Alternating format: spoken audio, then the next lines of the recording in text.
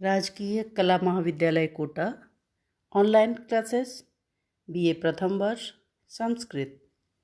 अभी तक हमने पढ़ा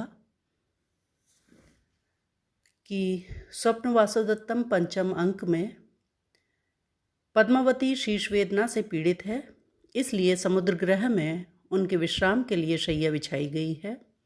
राजा उदयन विदूषक के साथ उनसे मिलने वहां पहुंचते हैं, परंतु अभी पद्मावती वहां नहीं आई हुई है, इसलिए बिछी हुई शैया पर राजा लेट जाते हैं और विदूषक उन्हें समय व्यतीत करने के लिए कहानी सुनाने लगता है।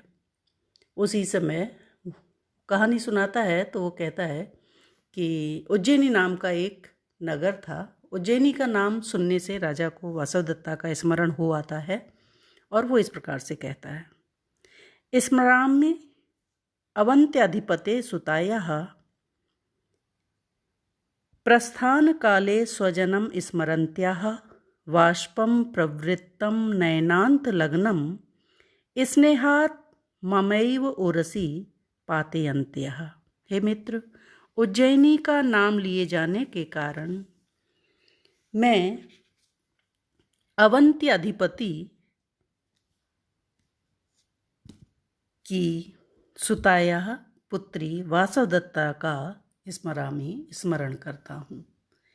अर्थात अवंतीराज की जिक्र होने के कारण मुझे उनकी पुत्री वासवदत्ता का स्मरण हो आया, जिनको मैं उज्जैनी से लेकर निकला था और प्रस्थान काले वहाँ से चलते समय स्वजनम स्मरन्त्या अपने प्रियजनों का स्मरण करती हुई वाष्पम प्रवृत्तम उसकी आंखों में आंसू आ गए थे और वे आंसू नयनांत लग्नम आंखों से गिरे नहीं थे, टपके नहीं थे, अपितु उन्हीं की कोरों से लगे हुए थे और उन आंसुओं को स्नेह के कारण ममैव उरसी मेरे ही वक्षस्थल पर पातयन्त्या गिराती हुई। तो उज्जैनी से जब मैं उसको लेकर निकल रहा था तो अपने प्रियजनों का, अपने परिजनों का स्मरण करने के कारण उसकी, क्योंकि वो उससे बिछुड़ रहे थे तो उनकी याद में उसकी आंखों में आंसू आ गए थे और उन आंसुओं को स्नेह के कारण उसने मेरे ही वक्षस्थल पर गिराया था।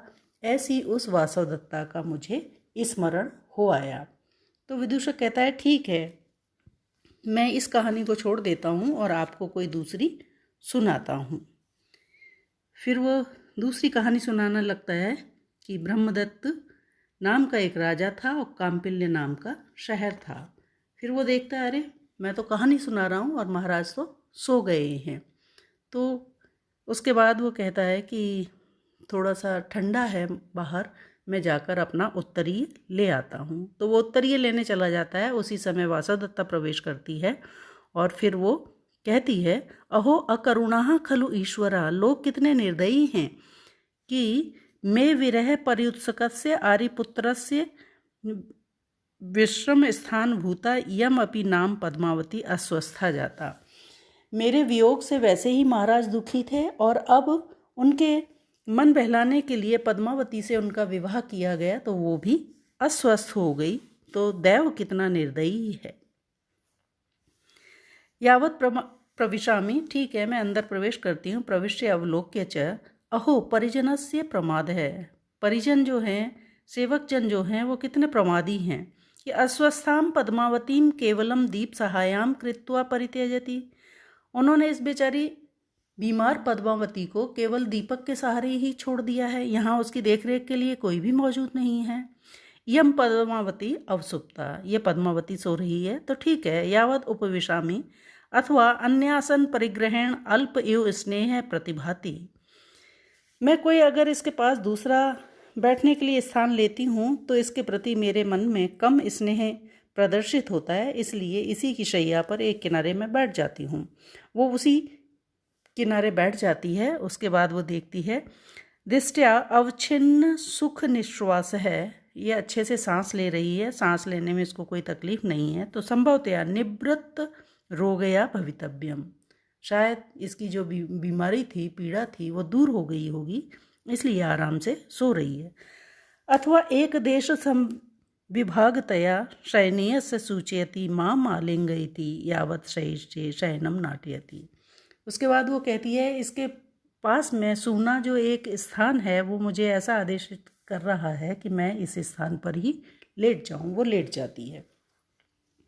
तभी राजा को जो सोए हुए हैं वासुदत्ता का सपना आता है और वो उसको सपने में देख रहे हैं और वो इस तरह से कह रहे हैं कि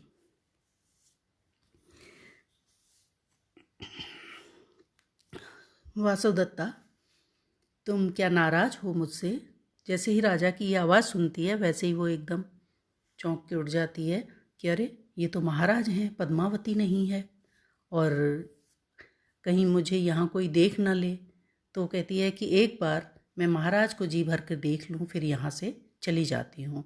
तो राजा को देखती है, उसके बाद शैया से नीचे राजा के लटके हुए हाथ को शैया पे आरोपित कर देती है और फिर वहाँ से वो जाने लगती है। तो राजा की एकदम से आँख खुलती है और वो अचानक से ही उठ के उसको पकड़ना चाहते हैं। तभी वासुदत्ते तिष्ठ तिष्ठ हाधिक निष्क्रमण संभ्रमेण अहम द्वारपक्षेण ताड़ितः ततो व्यक्तम न जानामि भूतार्थो अयम मनोरथः। निष्क्रमण संभ्रमेण, संभ्रम के साथ, शीघ्रतावश, अचानक, एकदम से, निष्क्रमण निकलता हुआ, अहम मैं, द्वार पक्षेण ताड़ित है दरवाजे से टकरा गया और गिर गया। ततो इसलिए व्यक्तम न जानामि मैं स्पष्ट रूप से नहीं जान पा रहा हूँ कि भूतार्थो अयम ये जो घटना थी वो सत्य थी अथवा मनोरथ है या फिर ये मेरे मन का भाव है, मेरे मन का ये भ्रम है कि मैंने वासुदत्ता को देखा, अथवा ये सत्य था कि वासुदत्ता यहाँ मौजूद थी और मैंने उसको देखा। तो मैं सोया हुआ था और अचानक से उठकर एकदम निकलता हुआ दरवाजे से टकरा गया। अगर मैं दरवाजे से नहीं टकराता तो उसको पकड़ लेता और जो भी भूतार्थ था, जो भी वास्तविकता थी वो मेरे सामने आ जाती, परंतु मैं उससे वंचित रह गया। मैं यथार्थ को नहीं जान पाया कि वासुदत्ता मौजूद है अथवा नहीं। मैंने उसको सपने में देखा था अथवा मैंने उसको वास्तविकता में देखा था। ये पंचम अंक की यह घटना अत्यधिक महत्वपूर्ण है। इसी घटना के आधार पर इस नाटक का नामकरण स्वप्न वासुदत्तम किया गया